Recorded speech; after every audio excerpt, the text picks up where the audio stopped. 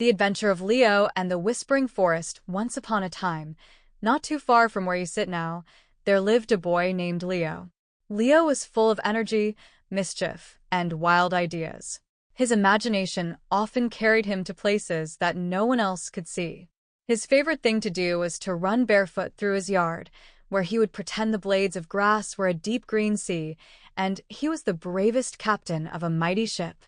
One rainy afternoon, when the sky was full of silver clouds and the air smelled like wet earth, Leo's mother told him to stay indoors. But Leo had never been one to sit still for long. So, with a gleam in his eye, he decided to explore the attic. There, among the forgotten trunks and dust-covered treasures, he found something curious, a small door tucked behind an old painting. The door was just his size, and Leo's heart raced with excitement. Without thinking twice, he turned the knob and stepped through. As soon as Leo passed through the door, the world around him changed. The air was thick with the scent of pine and moss, and the ground beneath his feet was soft like velvet. He had entered a forest unlike any he had ever seen. The trees were towering giants with silver bark that shimmered in the soft glow of the sky, and their leaves whispered softly in a language he couldn't quite understand. "Who's there?" he called, feeling a strange mix of wonder and unease. But the trees only rustled in response. The whispers grew louder, as if the forest itself was trying to speak to him. "I'm not afraid," Leo declared to no one in particular.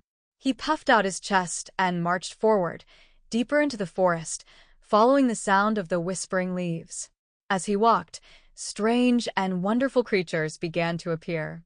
A squirrel with a tail that sparkled like stardust darted across his path, giggling as it ran.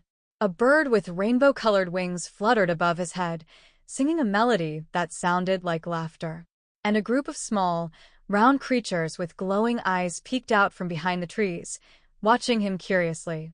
"Where am I?" Leo asked the rainbow bird as it swooped down to land on a branch near him. "You are in the Whispering Forest," the bird chirped, tilting its head. "A place of dreams and forgotten stories." Leo's eyes widened. He had never heard of such a place, but it felt as if he had been searching for it all his life. "Do you know the way back to my home?" he asked, suddenly feeling a little homesick. The bird flapped its wings and shook its head. "The way back is not so simple. The forest has a way of holding on to those who enter. But perhaps the Queen of the Whispering Leaves can help you." "The Queen?" Leo repeated, intrigued. He had never met a queen before. "Where can I find her?" "Follow the river of silver light," the bird said, pointing its beak toward a shimmering stream that snaked through the forest. "But be warned, young traveler. The forest is full of surprises, and not all of them are friendly." Leo nodded, feeling a thrill run down his spine. He wasn't afraid. After all, he had faced many dangers in his imagination before. This was just another adventure. With a deep breath, he set off along the river of silver light, determined to find the queen and ask for her help. As he journeyed deeper into the forest, the trees grew taller and the whispers louder. The air became thick with mystery, and shadows danced in the corners of his vision. But Leo kept walking, his heart beating in time with the rhythm of the forest. Suddenly, the ground beneath him shook, and a great roar echoed through the trees. Leo froze, his eyes wide with shock. Out from the shadows came a creature unlike any he had ever seen. It was as tall as a house, with fur as dark as midnight and eyes that glowed like embers. Its teeth were sharp and gleaming, and its breath smelled like smoke. "Who dares enter my forest?" the creature growled, its voice like thunder. "I am Leo," the boy stammered, though he tried to sound brave.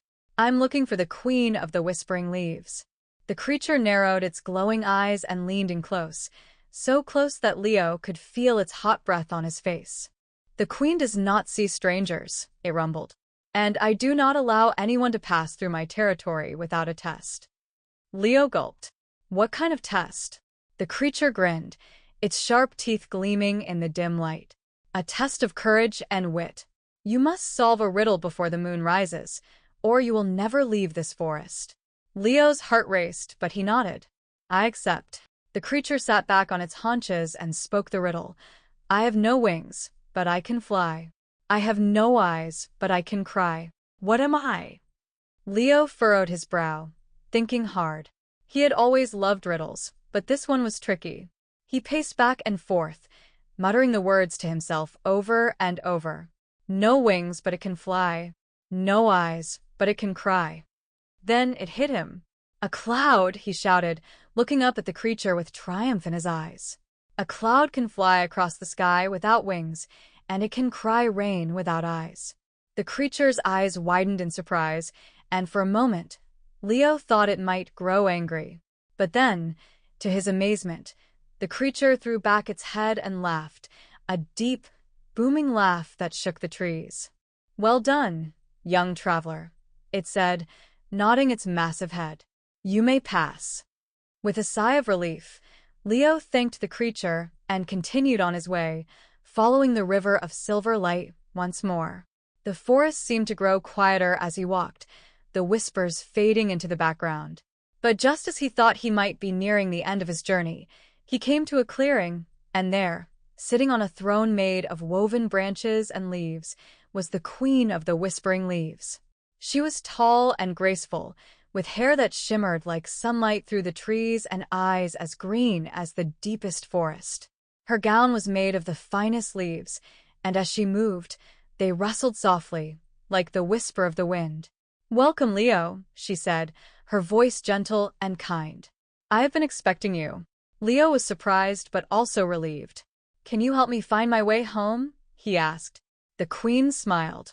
I can, but first, you must tell me why you wish to leave. The Whispering Forest is a place of wonder and adventure. Many who enter choose to stay forever. Leo hesitated.